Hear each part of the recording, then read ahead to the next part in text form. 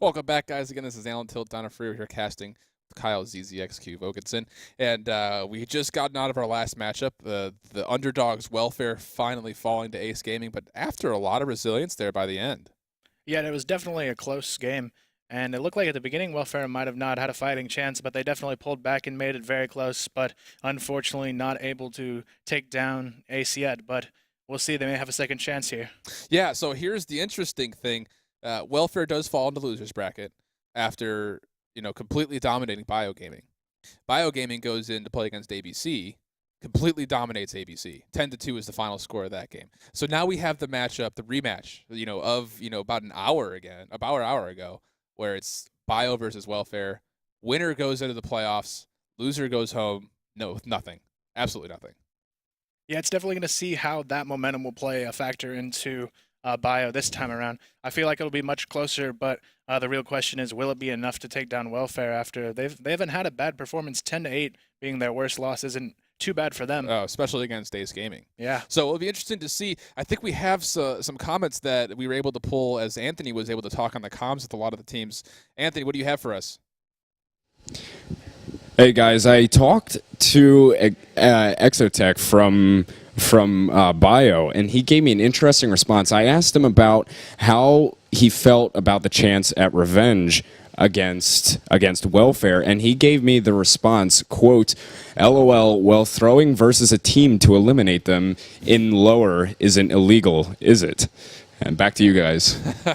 Some bold statements there. Exotech feeling pretty confident about their position sitting even still, with one game left possibly in their tournament series tonight. Yes, definitely confidence being not necessarily a bad factor for them. It's good to be confident going in, but hopefully they don't let it get to their head and have another rough match against Welfare. So yeah, absolutely. I mean, Welfare should probably be feeling pretty good with that last matchup versus Ace Gaming, but it's going to be a really intense battle. I can already feel it. It's just, as Phil Collins would say, it's just hanging out in the air tonight. So we'll see if we can get this match out to you guys here before too long. We're still waiting on the room of the players to join in, but we are going to see the epic rematch between Biogaming and Welfare again for that last coveted spot in the playoffs, where that $5,000 prize waits for the person on top of this all with that free trip to South Korea. Yeah, it's going to be interesting to see who can take it home. Absolutely. So we'll get everything situated for you guys. We'll be right back with the epic matchup between Bio and Welfare for the playoffs.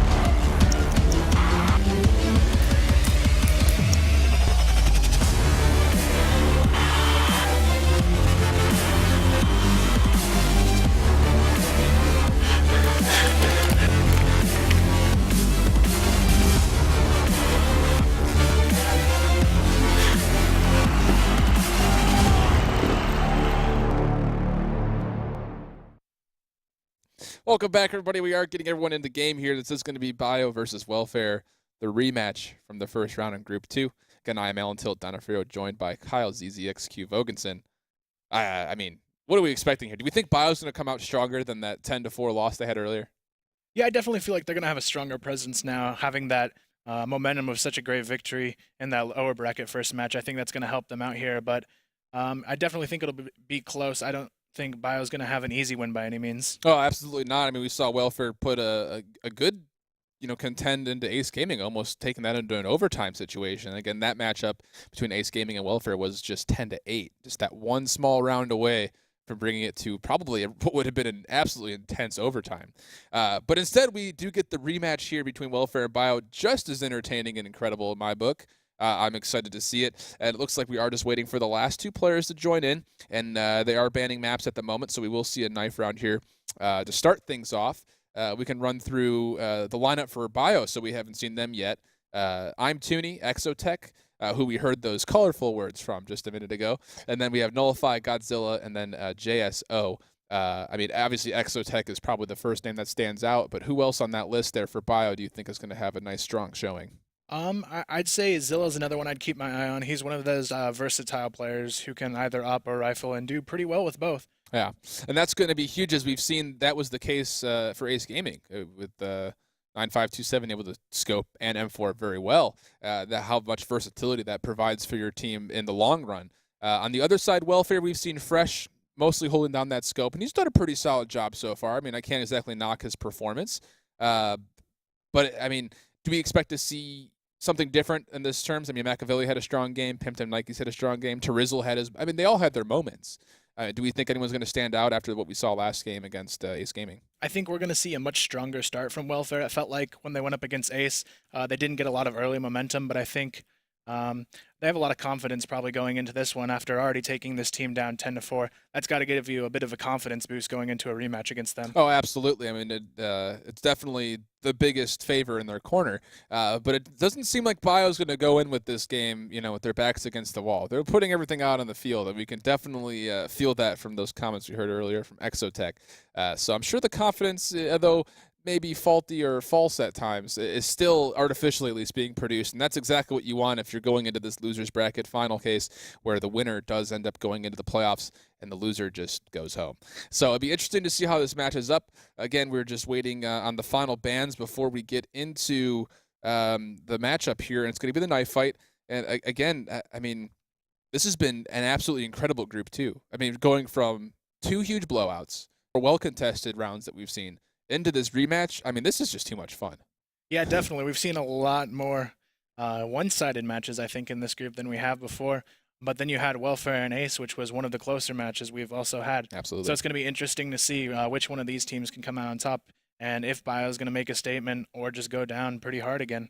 So let's look a little bit further ahead while we have some time to spare here. We have Instinct and GameVox moving out of Group 1. They're already in the playoffs. We'll see them, obviously, later on. How do we think that those two teams would match up against any of the three that are still standing in Group 2? I think it'd be pretty even at this point. I'd say Instinct definitely has an advantage. They haven't taken a loss yet, so they're still going to have that confidence with them, whereas 2K9, they had a lot of close matches, obviously weren't able to win their group, but they're still moving on. So I think Instinct's going to have that confidence where 2K9, they might not, but I think both teams are definitely going to have some key strengths moving forward. Absolutely. And it looks like it's going to be the map of Mexico, which we've seen once before. And we'll get to this first knife match here very quickly. Again, we saw that this map, again, very, very strongly favors the defense. The offense has to definitely make bold moves if they want to get into either bomb site. And we'll definitely see, depending on who wins this knife round, who's going to pick what sides and how much that really plays in favor here, again, in this last matchup of Group 2.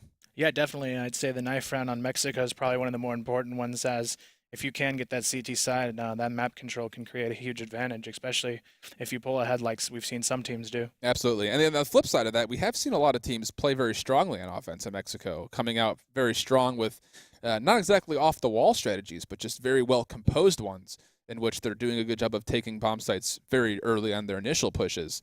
And that's definitely something that we should probably expect from both teams, as both of them have played pretty aggressive so far throughout this whole tournament. Yeah, definitely. I think they're both fairly aggressive teams. But it's just going to come down to who's going to want it more at this point. There's one spot on the line, and it's all down to who's going to want it. Yeah, so we'll see how these two more aggressive teams come back into this rematch here, as it looks like everyone's readied up, and we are joining into game here for the most anticipated knife round yet, as it's probably one of the more important ones. And we'll jump in right now and see exactly how this little Mexican standoff on Mexico, very appropriate, goes this time through.